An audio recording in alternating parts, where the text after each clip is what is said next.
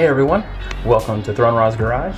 I'm in a different location today, and boy am I excited to show you guys this. Now, I know this video is going to be late this week, but it's going to be worth it, I promise. So, without further ado, I'm going to show you this beauty that's sitting right here behind this cover. Whoo-wee!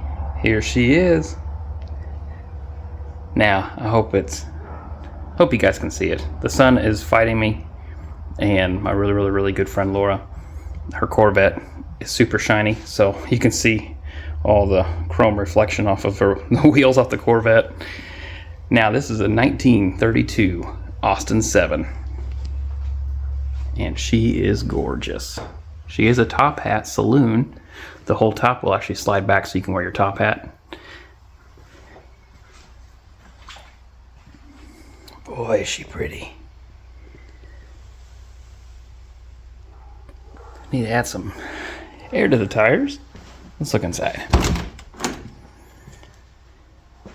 Man, oh man.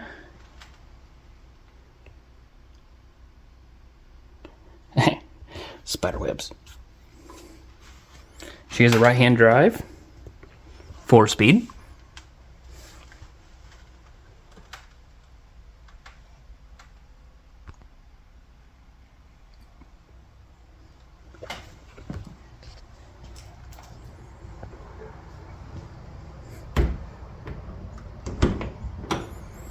Let's take a look underneath the hood.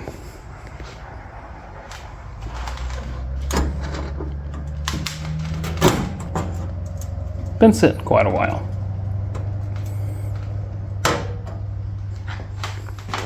Definitely a while. There's spider webs. Anyhow, the cute little 4-cylinder. I mean, here it is against my hand. It's so tiny.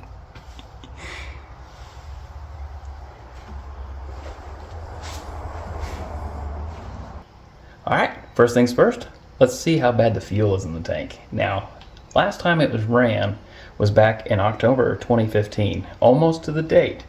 So, it was not driven, but it was started. You know, he used to do the routine on it, but it sat for a while. We got, busy life. So, let's go take a look.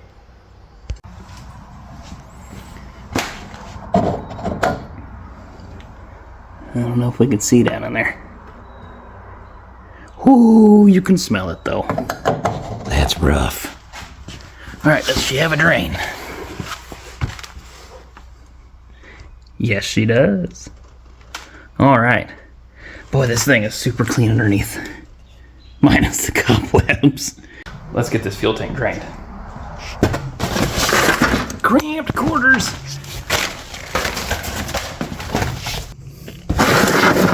Alright.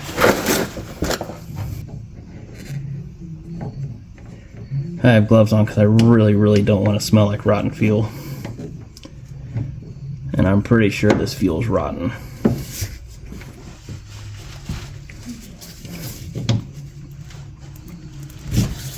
There she goes.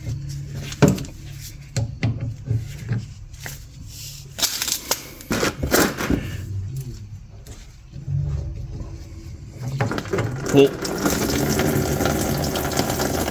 Oh yeah.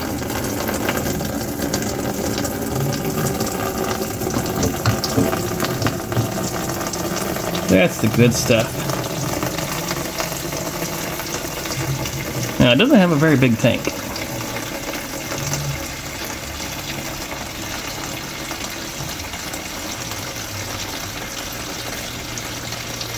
Well, we'll let this drain, and we'll go up to the carburetor and start pulling the carburetor off. Get to the carburetor, we'll have to get on this side of the hood. This thing just amazes me. How tiny this little engine is. Look at the cute little intake. Little bitty fan. Alright. Enough horsing around. Let's see about getting that carburetor off. Or at least the bowl. Because most of all the fun stuff happens right here in this little bowl here. Of course, metric. Oh, ripped my glove already. Break everything loose. Oh good, that wasn't tight. Now in this video, we're just going to get it running. I did promise Miss Laura that I would take her for a fun little ride in this beautiful, beautiful machine before I took it home. So I'm going to get it running, make sure the clutch isn't stuck, make sure the brakes aren't stuck, and then we'll go for a quick little ride. Of course, I'll record the whole thing. And then, oh look, it's got a little fuel screen. Alright. Looks like it's pretty clear. You can see the hole. And the screen looks really, really clean. So now I'll be really, really shocked if there's anything in here. Because last time we drove it, sorry, the last time we ran it, I keep saying we drove it, I pulled it into the shop garage here. So I guess if you want to consider that driving, that's about it.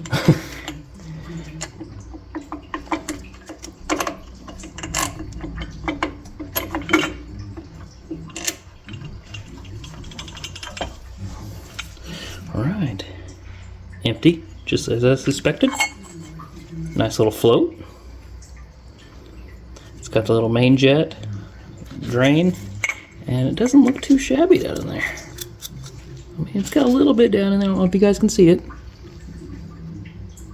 But I will get this cleaned out and I'll be right back. It may not seem like it, but it is cleaned out a whole lot better. The main jet was actually just fine. There was no buildup in there. And of course, I don't have any way of checking or to blowing any air into this fuel line back to the tank. And I don't have enough wind in me today to blow through there, so that would just be weird. I'd rather not do that. Alright, snug that up. Can't forget our banjo bolt. Make sure it's got the screen on both gaskets. Get on there.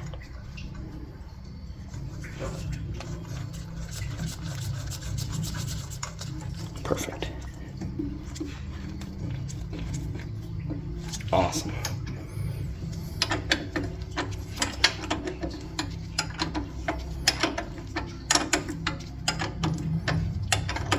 The one thing I really like about these old cars, whenever you haven't drove it for a while, you got to fill up your bowl. This is the fuel pump down here, and this little lever right here, I don't know if you can see it or not.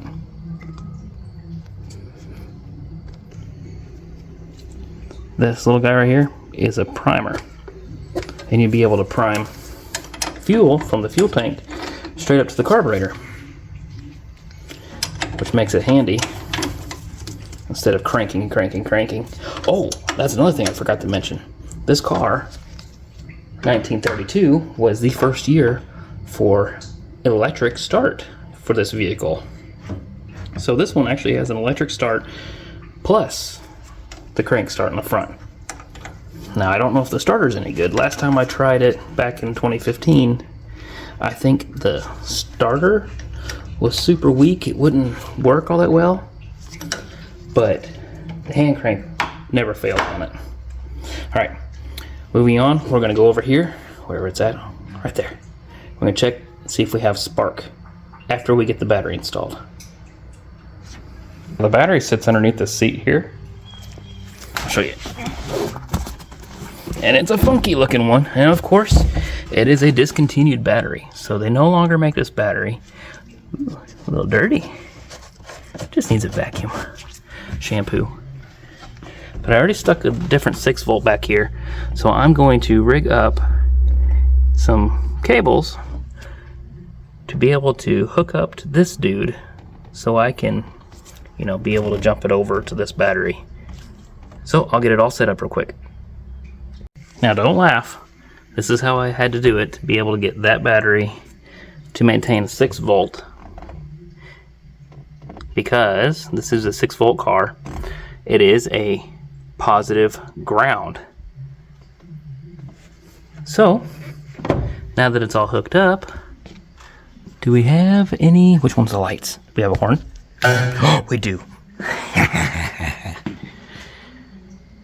Too cool. I think this up here is the lights, and that's what's broken. Yeah. See, I don't know if I can get you guys over here. It says headlight, side light, off, on, so it doesn't work. But let me get the keys. Here it is.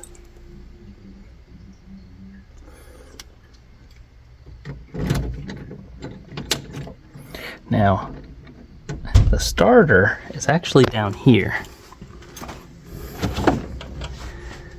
Maybe. No, it's not. This little guy.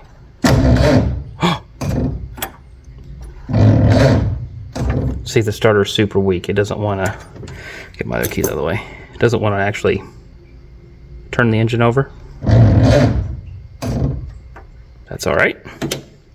Turn everything off. I'll go open up this other side of the hood. Boy, this sun is just blazing. I'm gonna see if I can close down the garage door a little bit. I closed the garage a little bit so we'd be able to see a little bit better. But, all right, gotta move from one side of the hood to the other. You can't have them both open at the same time. So I'm gonna sit you guys right here. We're gonna check to see if this little distributor and little coil are gonna have any fire. So let's pull this off.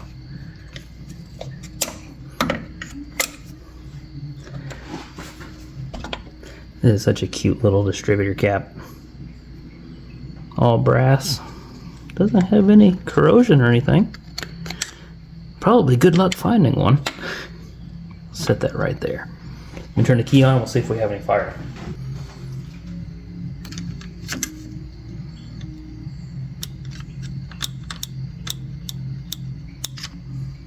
Didn't think so. Oh! Okay, so we do there, but the connection must be dirty. Or the contact, sorry. Let me grab the file. These little points files are wonderful. Now, I have the ignition off because I do not want to get bit. Okay, just making sure. Put it in there, and just ever so slightly, gently clean it up.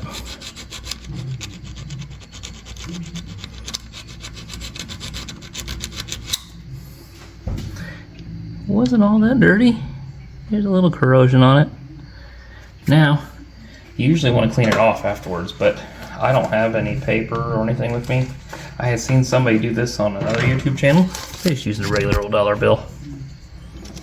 You just put it through there, swipe it through, flip it over. Perfect.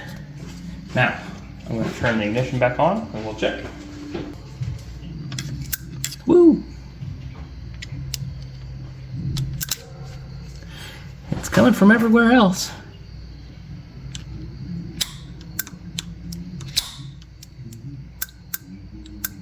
There it is.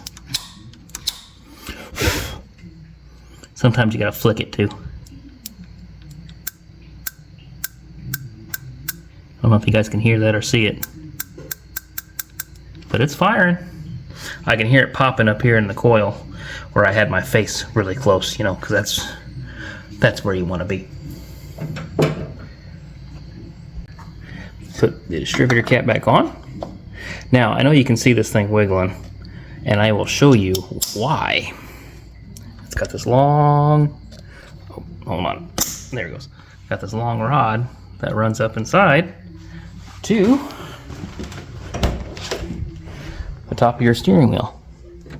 There's a little red light on.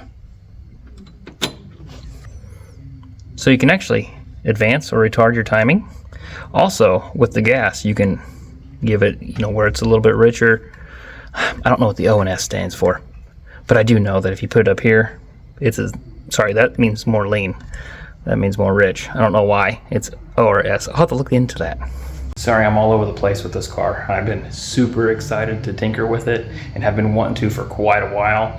And so today's my chance, and I'm excited, so I'm all over the place. So let's get back onto the fuel tank. We'll plug it up, throw some fresh fuel.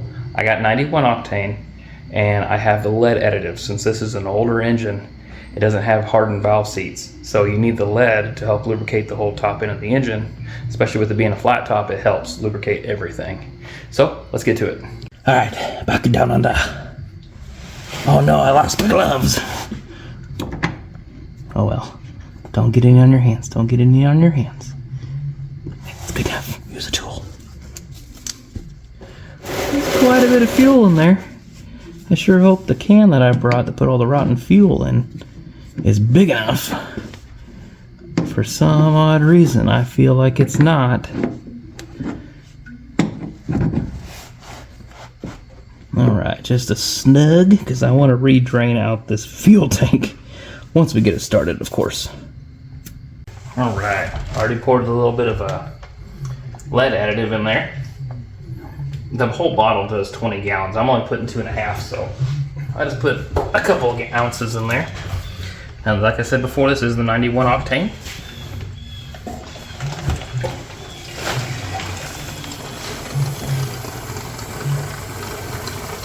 I poured it in there first, that way whenever this gets in there, it circulates and mixes in properly like it's supposed to.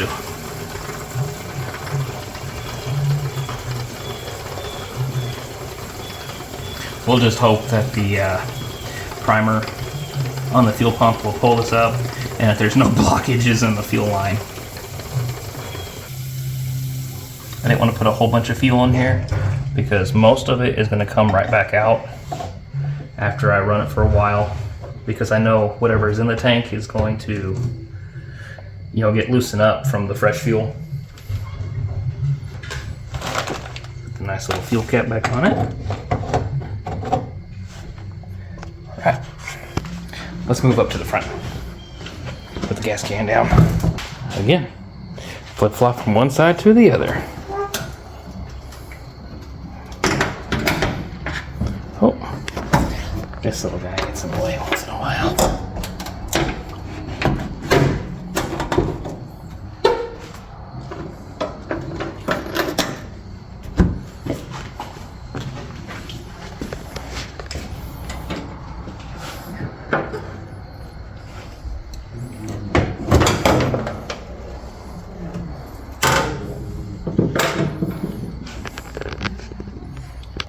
All right, let's see if we can start priming it up.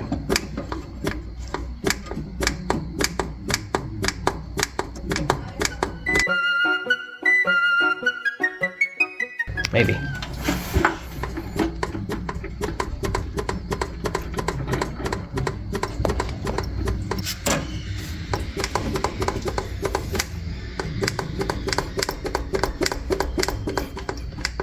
There it is.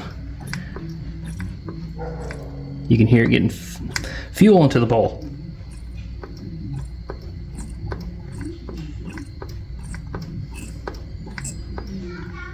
There she is. She's full. You can no longer prime it.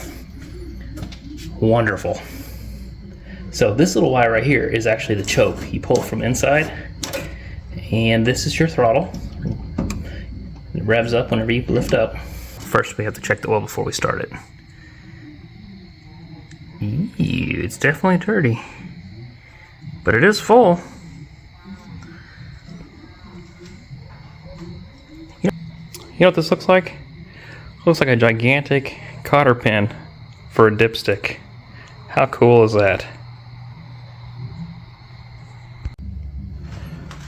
Alright, we're going to go through the starting procedures here. You gotta make sure your key's off. That's what I just did. You want to make sure it has a little bit of time, a little bit of fuel. That's probably a little too much time. All right, with the key off, if I remember correctly, don't shut your finger in the door. Come over here and, oh, I forgot to pull the choke. I think the choke is spring-loaded though, if I'm not mistaken. Yes. Oh, no, it holds. So you pull the choke out. Come over here. You turn the crank. You turn the engine over a couple times. Of course, I made sure it was in neutral. That's the last thing we need to do is start it and it be in gear. So you turn it a few times to help the carburetor pull fuel into the cylinders. Come back in here. Double check that you're in neutral. Turn your ignition on.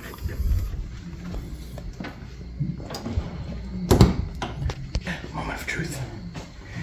I'm excited. Get everything out of the way. Nope. Maybe a couple times.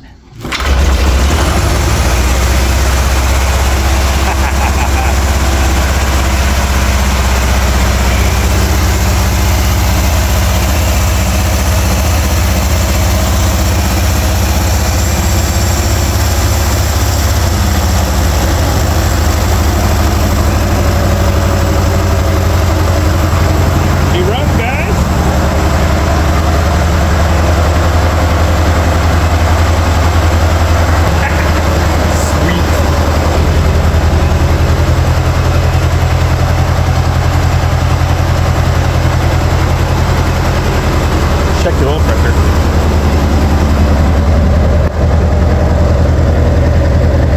And she has oil pressure. That's awesome, guys. She runs so good, even with all the top lifts.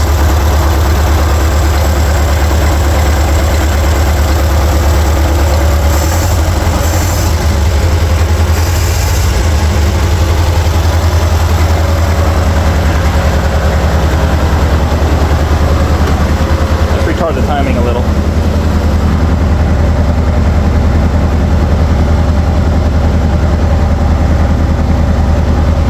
There she is.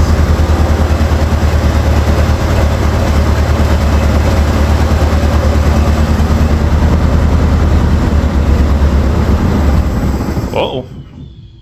She didn't like that. But guys, she ran. That's not too bad for sitting for almost, well, a little over 9 years. Or right at 9 years, so can't be wrong. Can't do wrong with that. Not too bad, guys. Not too bad at all. Well, let's see if she'll fire back up. Give her a little bit of a choke. If she'll stay.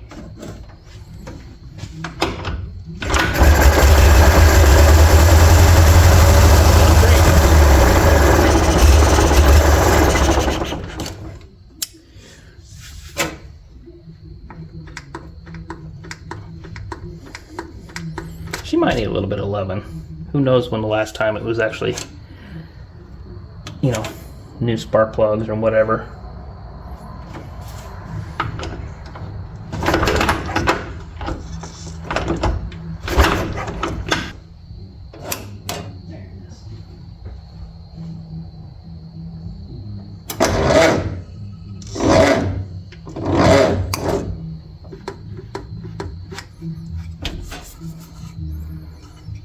Who knows? The fuel line might be clogged.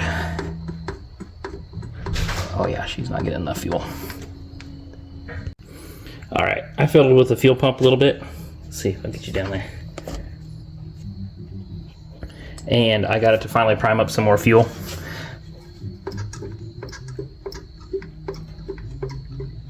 So this time, should fire right off. Do one small round, and then I say that. Turn the choke off.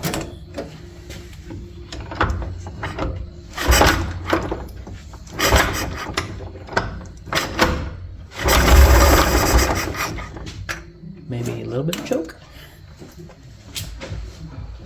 Oh, that's why. Up here. Little vents there. Yeah.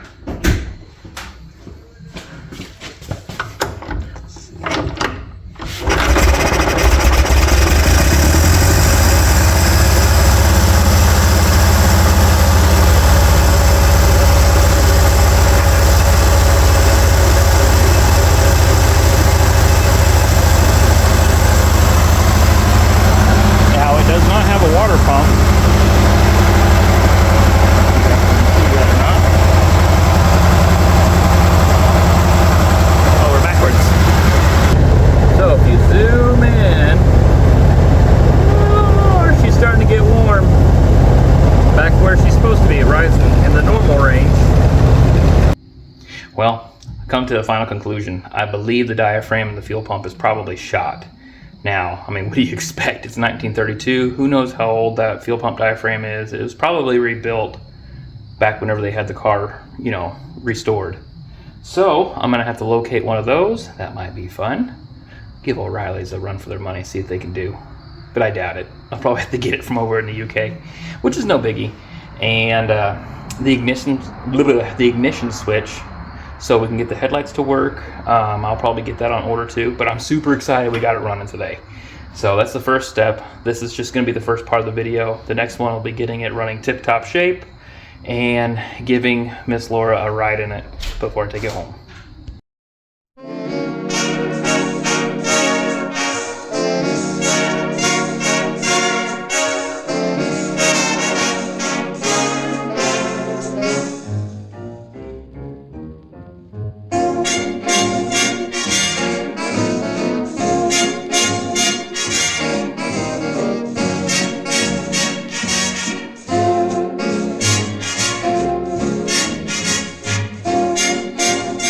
Well, everyone, that's it for this video. I hope you guys enjoyed it. Please like and subscribe. I'd really appreciate it. And like I said, this is just part one of this video. Just wanted to see if it would start. Next video, we're gonna get it home and get the fuel system completely cleaned, the fuel pump rebuilt, go over a few things, you know, make sure everything's tip-top shape, and then we'll go from there, take it for a fun little first test drive. Again, thanks for watching, everyone.